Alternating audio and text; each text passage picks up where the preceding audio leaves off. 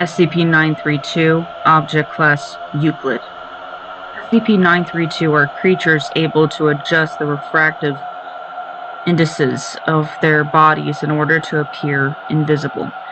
This ability seems to be disrupted when SCP-932 is exposed to sound. A loud 100 decibel tone of 510 Hz neutralizes it completely. When visible, SCP-932 resemble pale and featureless children. Their height varies from 1.2 to 1.6 meters and weigh approximately 30 to 40 kilograms. In large numbers, SCP-932 have been able to pin down and fully immobilize an adult human.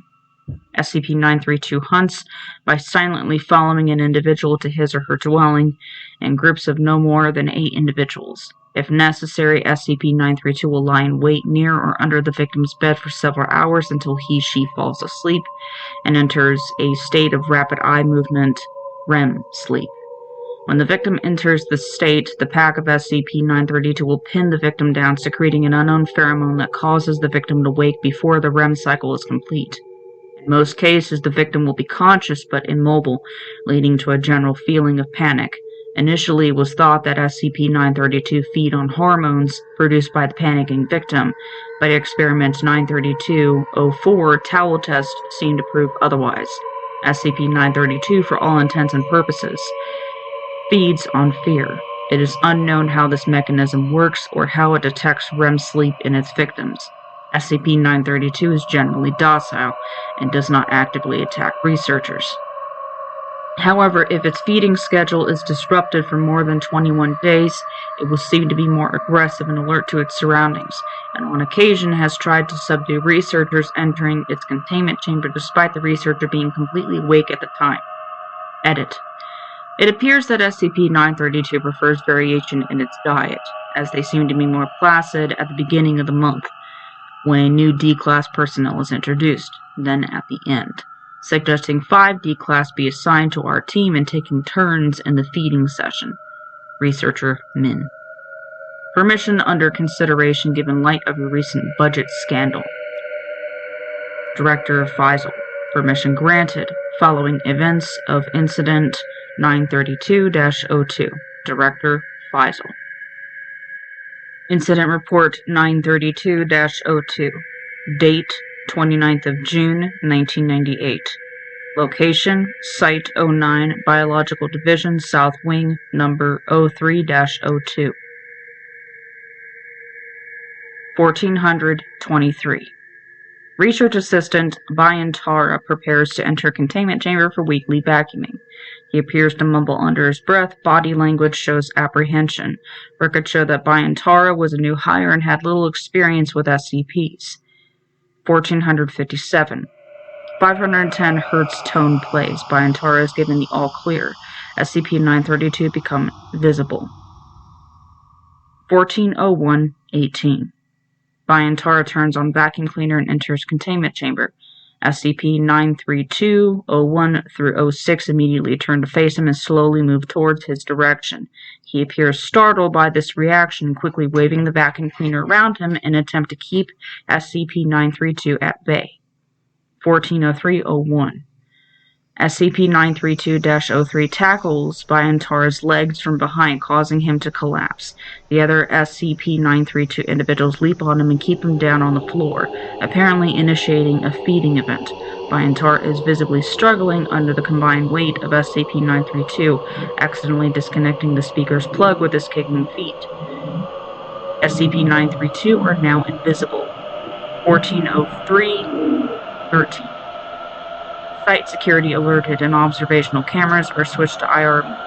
The members of SCP-932 are still feeding. 1403-50. Site security arrive but are told not to enter the containment chamber until the feed from the IR camera is loaded onto their HUDs. 1405-48. Research Assistant Bayantara ceases movement. IR feed shows the pack of SCP-932 lose interest and leave his body. 5 members of Site Security enter chamber and disable active members of SCP-932. A preliminary survey revealed that SCP-932-06 was unaccounted for. 1405-51. Byantar recovered from containment chamber. Pulse is weak and rapid. His eyes are wide open and rapidly moving. On closer inspection, his pupils appear dilated despite the bright conditions of the chamber. 140600. Site lockdown initiated. All personnel advised to remain calm. Site security dispatched for retrieval. 1406-38. The 510 Hz zone is playing on the site speakers. Visibility of SCP-932-01 through 05 confirmed. 1406-51. Multiple motion sensors activated in South Wing air ducts. 1408-46. Camera feed shows SCP-932-06 exiting from an air duct in Corridor 3A of the South Wing. Security team prepares for retrieval. 1409-02. Camera feed shows another SCP-932 exiting from an air duct in Corridor 3D of the South Wing. Director Faisal expresses possibility of SCP-932 reproduction. The 510 Hz zone is played through the air ducts via a speaker in the biology office to aid retrieval procedures. 1409-32. Camera feed shows another SCP-932 exiting from an air duct in Corridor 4P of the South Wing. Additional security teams dispatched to contain both new instances. 1411-07. Containment of 3 individuals achieved. Sensors report no more movement in air ducts. The 2 new individuals are labeled 07 and 08 and are contained along with 01 through 06. Note: Research Assistant Byantar is in a comatose state and displays no change in behavior. Further observation is required. Note: After 47 days on life support, Byantar appeared to mouth something and his eyes ceased movement. He died of cardiac arrest shortly afterwards. I think he said something like, "too scared to move." Research Assistant Patayong. Footnotes. 1. These effects are highly similar to other anomalies which prey on victims during REM cycles, cause paralysis during sleep, such as SCP-966, SCP-3060, and SCP-122. Special Containment Procedures. SCP-932-01 through 08 are to be kept in a 15-meter by 15-meter room with observational windows, furnished with a speaker and a bed with straps. The speaker is to play a tone of 510 Hz at 100 decibels, rated as loud to enable visibility of SCP-932. Noise-canceling headphones are available to participating staff on request to facilitate communication. Once every 3 days, a D-Class personnel is to sleep in the bed in SCP-932's chamber for feeding purposes. The speakers need not be turned on for this purpose. The feeding process is never fatal, however the straps can be utilized in case of resistance on part of the D-Class. Said personnel can be returned to normal duties afterwards. Wild instances of SCP-932 are to be tracked down and captured alive by MTF Iota-4 Dream Hunters. Edit.